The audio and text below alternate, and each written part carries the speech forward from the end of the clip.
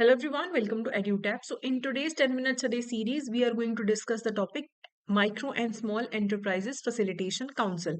So सबसे पहले हम बात करते हैं कि एमएसएमईज होते क्या हैं। तो पहली बात तो एमएसएमईज जो हैं उनका काफी प्रमोशन डेवलपमेंट और एनहांसमेंट करने के लिए एमएसएमई डेवलपमेंट एक्ट लाया गया, जिसने बोला कि एमएसएमईज मैन्युफैक्चरिंग एंटरप्राइजेस भी हो सकते हैं, सर्विस सेक्टर में भी हो सकते हैं। ठीक है, तो अभी ना न्यू लिमिट्स आई थी, बजट में बात किया गया था कि एमएसएमईज की जो लिमिट्स है वो चेंज की जाएंगी। जो पुरानी लिमिट्स हैं जो डिफाइन करती हैं micro small and medium enterprises को, they are not applicable for June examination, क्योंकि जो दिसंबर तक के करंट अफेयर्स हैं या जो चेंजेस है वही एप्लीकेबल हैं, तो आपको नए वाले लिमिट्स नहीं करने हैं। ओके, तो मैन्युफैक्चरिंग एंटरप्राइज भी हो सकता है as specified in the first schedule to the industries development and regulation act. Manufacturing enterprises को डिफाइन करता है वहां पे, और सर्विस एंटरप्राइज भी हो सकता है जो एमएसएमई है। तो अगर आपके एंटरप्राइज में 1 करोड़ तक का इन्वेस्टमेंट है और 5 करोड़ तक का टर्नओवर है, तो माइक्रो एंटरप्राइज की कैटेगरी में फॉल करेगा। 10 करोड़ तक का इन्वेस्टमेंट है और टर्नओवर 50 करोड़ से ज्यादा नहीं होता तो वो स्मॉल एंटरप्राइज है। और अगर 50 करोड़ तक का इन्वेस्टमेंट है और 250 करोड़ से ज्यादा का इन्वेस्टमेंट नहीं है, तो वो मीडियम एंटरप्राइज की कैटेगरी में फॉल करेगा। अब हम बात करते हैं micro and small enterprise facilitation council की। तो इस काउंसिल में एक तो ये स्टेट लेवल पे होता है, सबसे पहले तो ये जानना है कि स्टेट लेवल पे होता है। कम से कम 3 लोग और मैक्सिमम 5 लोग होते हैं इसमें मेंबर्स। और होता कौन है? डायरेक्टर ऑफ इंडस्ट्रीज और any officer of equivalent rank from the state government's department responsible for MSMEs, ये चेयरपर्सन होगा। जो डायरेक्टर ऑफ इंडस्ट्रीज होगा या इक्विवेलेंट रैंक का होगा गवर्नमेंट के डिपार्टमेंट में, जो एमएसएमई से रिलेटेड है, वो चेयरपर्सन होगा। एक या एक से ज्यादा रिप्रेजेंटेटिव होंगे उस एसोसिएशन में से जो माइक्रो स्मॉल एंटरप्राइजेस की हैं स्टेट में।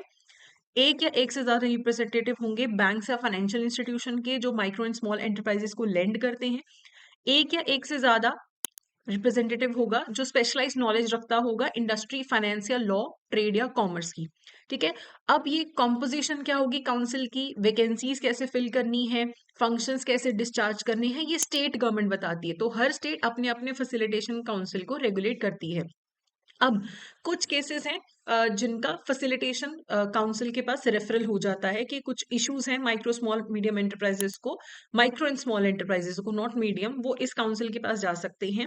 तो पार्टीज जो डिस्प्यूट में इन्वॉल्व हैं, कोई अनपेड अमाउंट है जो माइक्रो स्मॉल एंटरप्राइजेस का अनपेड अमाउंट है, किसी को सेल किया था उसने वो पैसा नहीं दिया, तो वो अपना मैटर फैसिलिटेशन काउंसिल के पास लेके आ सकते हैं। जो कंसिलेशन का प्रोसेस होगा, एक बार काउंसिल के पास कोई मैटर आया तो वो खुद से भी कंसिलेशन कर सकते हैं या फिर किसी ऑल्टरनेटिव डिस्प्यूट रेजोल्यूशन सर्विसेज वालों को भी बुला सकते हैं असिस्टेंस के लिए। और इस पूरे प्रोसेस पे आर्बिट्रेशन एंड कंसिलेशन एक्ट 1996 के जो टर्म्स एंड रेगुलेशंस हैं वो एप्लीकेबल होंगे। कंसिलिएशन जो है थोड़ा सा इनफॉर्मल प्रोसेस होता है, आर्बिट्रेशन थोड़ा ज्यादा फॉर्मल प्रोसेस होता है।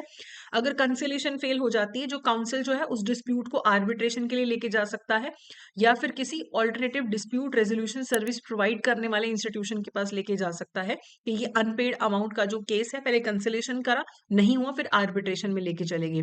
ठीक है, जो फैसिलिटेशन काउंसिल खुद से देखेगा या फिर किसी alternative dispute resolution service centre के पास जाएगा।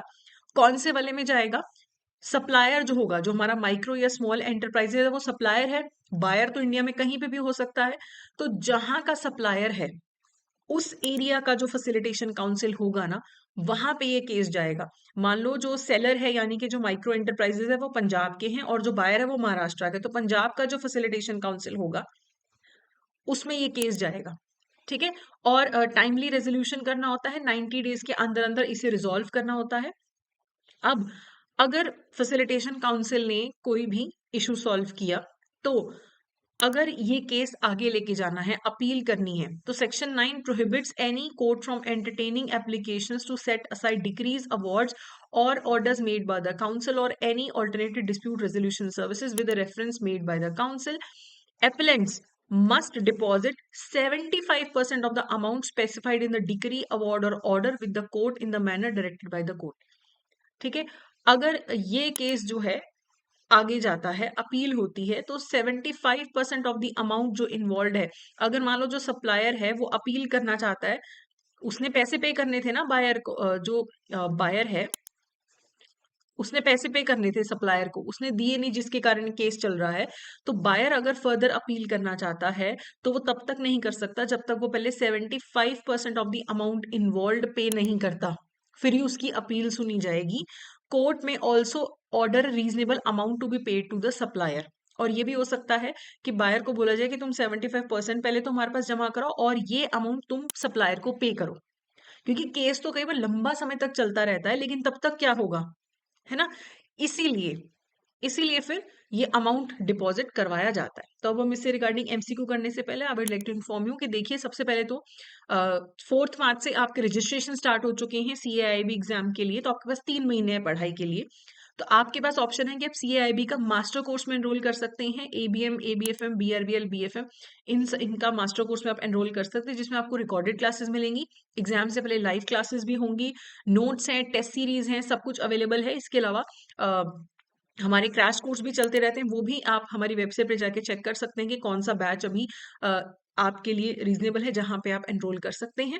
ओके, तो आप कोड भी अप्लाई कर सकते हैं, अलग अलग कोड्स एप्लीकेबल रहते हैं, जैसे कभी आईआईबीएफ है, कभी कैप 75 है, उस हिसाब से आप 75 to 80% ऑफ भी आप अवेल कर सकते हैं। ओके, तो जो वेबसाइट का लिंक आपको डिस्क्रिप्शन में मिलेगा, जहाँ पे आपके हमारे कोर्सेज को चेकआउट कर सकते हैं।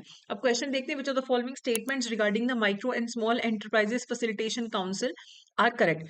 It is responsible for resolving disputes involving unpaid amounts to micro and small enterprises. Correct. अगर unpaid amount का केस है, उनके पास आ सकता है। 3 से 5 मेंबर होते हैं, माइक्रो स्मॉल इंडस्ट्री के रिप्रेजेंटेटिव्स होते हैं, बैंक्स के रिप्रेजेंटेटिव्स होते हैं। करेक्ट। अगर कंसिलेशन फेल हो जाती फिर आर्बिट्रेशन के लिए केस चला जाता है। Correct. The decision of MSME EFC are open to appeal in court with no restriction on the process. ऐसा नहीं है, रिस्ट्रिक्शन है ना, ऐसे रैंडम केस नहीं जा सकता। 75% जमा कराना पड़ता है, सप्लायर को पेमेंट करना पड़ सकता है अगर कोर्ट बोले तो, विदाउट रिस्ट्रिक्शन तो नहीं है। ठीक है, तो करेक्ट आंसर क्या होगा? ए 1, 2 एंड 3। तो ये था हमारा आज का सेशन। इस सेशन का पीडीएफ आप हमारे टेलीग्राम चैनल से डाउनलोड कर सकते हैं, जिसका लिंक आपको डिस्क्रिप्शन में मिलेगा। So that's it for today. Thank you so much.